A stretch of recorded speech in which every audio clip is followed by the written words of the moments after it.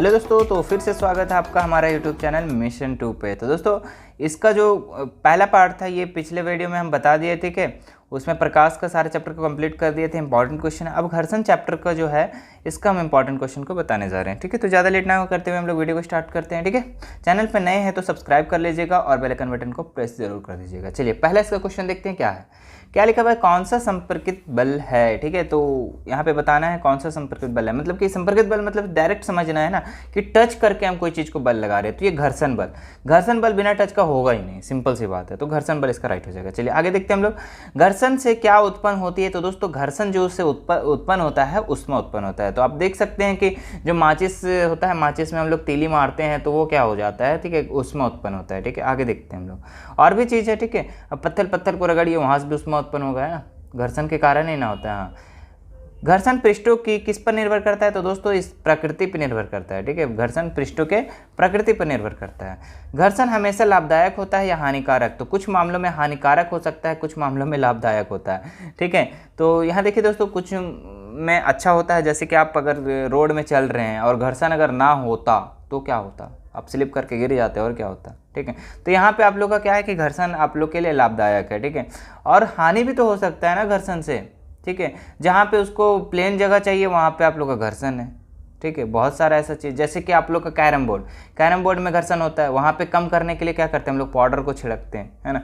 तो वहाँ पे हम लोग के लिए क्या है, घर्षण हानि है। ठीक है, वो गोटी खराब हो जाता है, बहुत सारा ऐसा मामला है। ठीक है, तो आप लोग याद कर सकते हैं इसको। ठीक है, आगे देखते हैं हम लोग।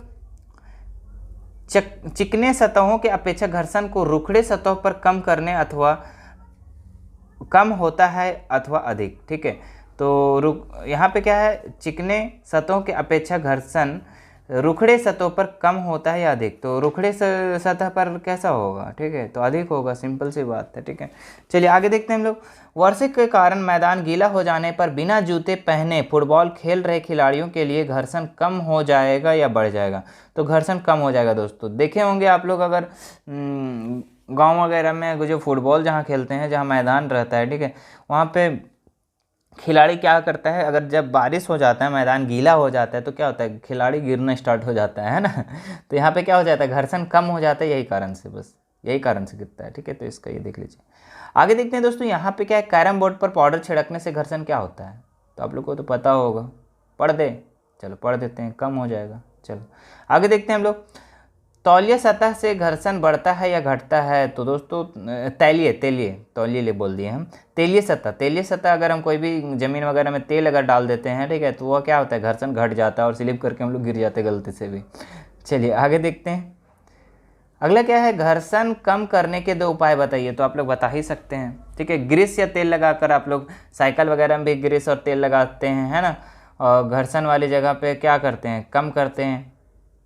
और क्या है, एक वस्तु को दूसरे वस्तु के पृष्ठ से लुढ़काकर घर्षण को कम कर सकते हैं। ठीक है, तो ये भी कर सकते हैं हम लोग घर्षण को कम करने के लिए, एक वस्तु को दूसरे वस्तु के पृष्ठ से लुढ़काकर। ठीक है, आगे देखते हैं हम लोग। अगला क्वेश्चन क्या है, एक मजदूर एक बक्से को धकेल कर दूसरे कमरे में ले जा रहा है, उसी समय एक बक्से के ऊपर रख दिया गया। ठीक है, और मतलब कि पहले क्या है कि एक वस्तु को दूसरे वस्तु को एक कमरे से दूसरे कमरे में ले जा रहा है। ठीक है, और उसी समय एक बक्से के ऊपर क्या है कि एक बक्सा और रख दिया। ठीक है, अब मजदूर जो है दोनों बक्सों को कमरे तक ले जाना है, मैं परेशानी हो गई, कारण बताएं क्यों। तो देखिए दोस्तों, यहाँ पे क्या है, इसको पढ़ लेते हैं एक बार। एक मजदूर एक बक्से को धकेलकर दूसरे कमरे में ले जा रहा है, उसी समय एक और बक्सा उस बक्से के ऊपर रखने पर बक्सा का वजन बढ़ जाता है, जिसके कारण बक्सा पर लगा घर्षण बल बढ़ जाता है, जिससे मजदूर दोनों बक्सों को ले जाने में कठिनाई होती है। तो आप लोग देखे होंगे दोस्तों, कोई भी अगर बक्सा है तो धकेल सकते हैं, उस पर एक और बक्सा रख देंगे तो बस धीरे धीरे धकलाएगा, है ना। तो वहाँ पे क्या है कि घर्षण बढ़ जाने के कारण ही होता है ऐसा। ठीक है, चलिए अगला क्वेश्चन देखते हैं हम लोग। अगला क्वेश्चन क्या है, एक फुटबॉल के मैदान में खिलाड़ी जूता के बिना खेल रहे, अचानक जोर की वर्षा हो गई। ठीक है, और मैदान गीला हो गया, उनको खेलने में कैसे परेशानी होगी। तो बताइए इसका आंसर क्या होगा। एक फुटबॉल के मैदान में खिलाड़ी बिना जूते के खेलने पर बारिश आने से फिसल जाता है, क्योंकि खिलाड़ी के पैर और मैदान की सतह के बीच लगने वाले घर्षण कम हो जाता है, जिससे खिलाड़ी फिसल जाता है और गिर जाता है। ठीक है, तो तो इसको आप लोग यहाँ पे नोट डाउन कर सकते हैं, थोड़ा सा पढ़ लेंगे तो आप लोग इसका आंसर कर सकते हैं।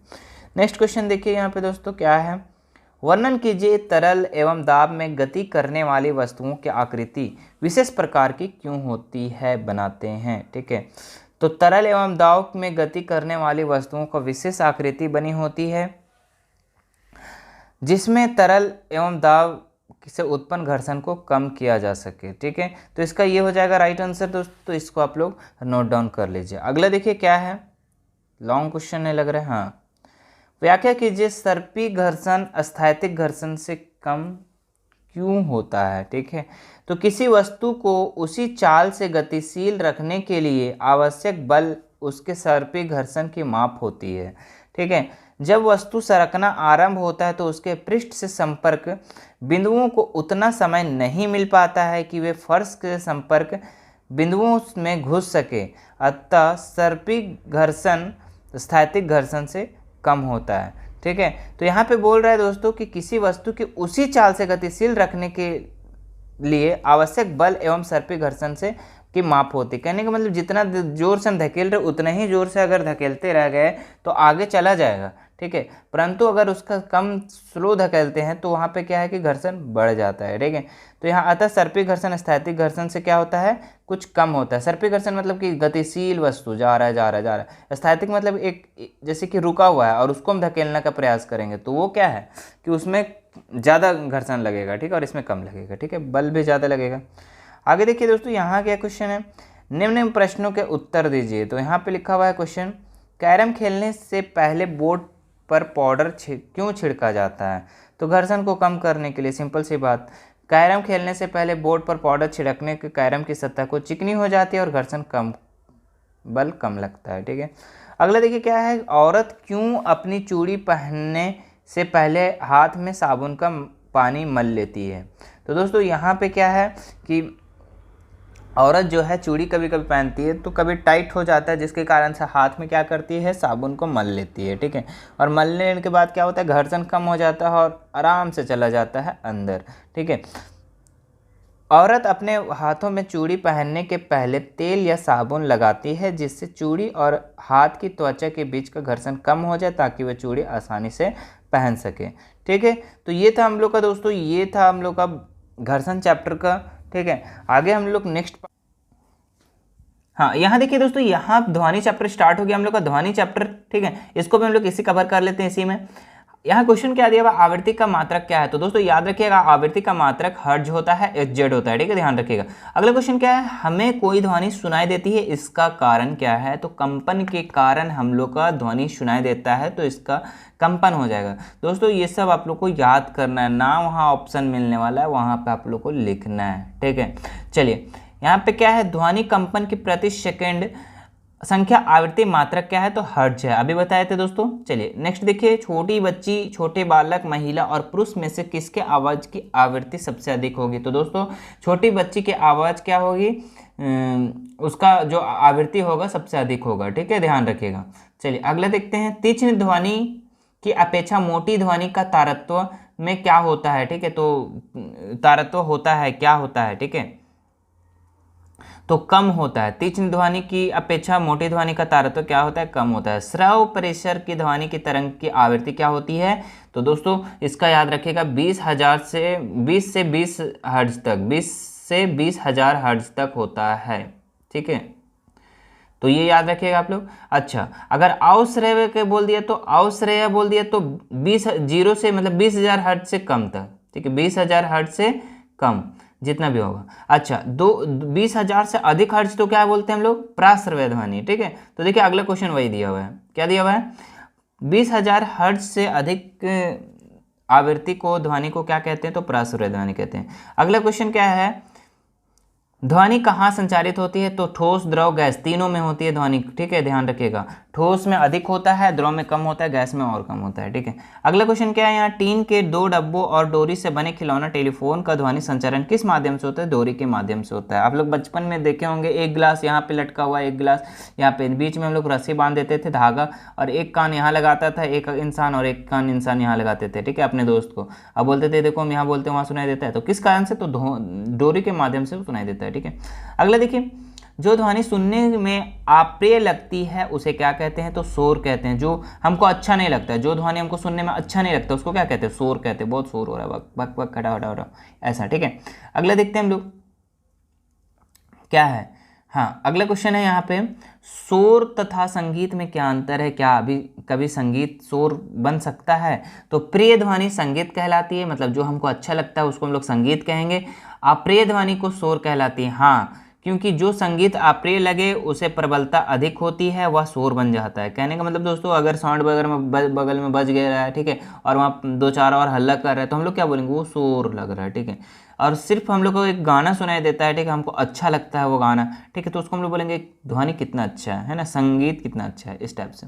चलिए अगला देखते हैं दोस्तों, वर्णन कीजिए कि शोर प्रदूषण मानव के लिए किस प्रकार का हानिकारक है। तो शोर तो हम लोग के लिए हानिकारक है, कैसे है हानिकारक। शोर प्रदूषण मानव के लिए भिन्न भिन्न प्रकारों से हानिकारक हो सकता है। शोर प्रदूषण मावा की तरह रोग उत्पन्न कर सकते हैं, जैसे अनिद्रा, यथावत, सर दर्द, बहरापन, ये सब हम लोग का क्या हो सकता है, ये हानिकारक हो सकता है शोर, ठीक है। अगला क्वेश्चन क्या है यहाँ पे, आकाश में तड़ित पहले दिखाई देती है जबकि गर्जन बाद में होता है, क्या आप इसकी व्याख्या कर सकते हैं। देखिए दोस्तों, ये वेरी वेरी इंपॉर्टेंट क्वेश्चन है, ठीक है। तो यहाँ पे आकाश में तड़ित जो है ना पहले दिखाई देता है, क्योंकि जो प्रकाश की चाल अधिक होता है ध्वनि से, इस चीज़ को ध्यान रखिएगा।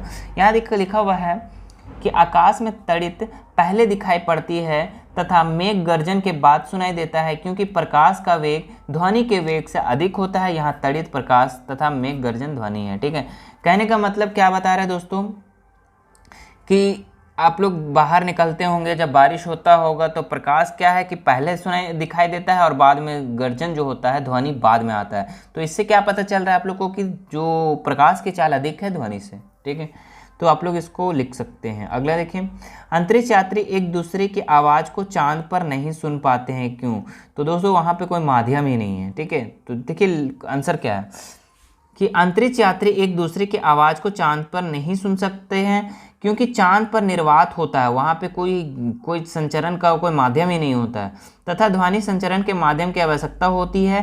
निर्वात में ध्वनि की कोई माध्यम प्रविष्टि नहीं है। कहने का मतलब दोस्तों, जो ध्वनि हम लोग एक जगह से दूसरे जगह जाता है, किसके कारण जाता है, तो ये कोई गैस के कारण, ठीक है, कोई कण के कारण, जो कि चांद पर कोई वैसा माध्यम को अवेलेबल है नहीं, ठीक है। तो वहाँ पे हम लोग का नहीं हो सकता है, ठीक है। तो ये हम लोग का इसका राइट आंसर हो जाएगा, ठीक है। तो आप लोग यहाँ से कर सकते हैं। अगला देखिए, इसका लास्ट क्वेश्चन है, अपने वातावरण में शोर प्रदूषण के स्रोतों की सूची बनाइए। तो आप लोग को यहाँ पे अपने कर सकते हैं, कैसे। टीवी तथा रेडियो के अधिक ध्वनि के कारण शोर होता है, मोटर वाहनों के हॉर्न के कारण, लाउडस्पीकर एवं पटाखे के कारण, घरेलू उपकरण जैसे मिक्सर या कूलर अगर चलाते हैं तो उसमें क्या है, वो सब क्या है, शोर प्रदूषण है ना, ध्वनि प्रदूषण है। तो ये सब हम लोग का हो जाएगा इसका आंसर। तो दोस्तों ये वीडियो आपको अच्छा लगा होगा, उम्मीद करते हैं, ठीक है। और शेयर जरूर कर दीजिएगा अपने रिलेटिव्स को, फ्रेंड्स को, ठीक है, जो क्लास 8 में हैं और इसका तैयारी कर रहे हैं, ठीक है। चलिए, ठीक है, धन्यवाद।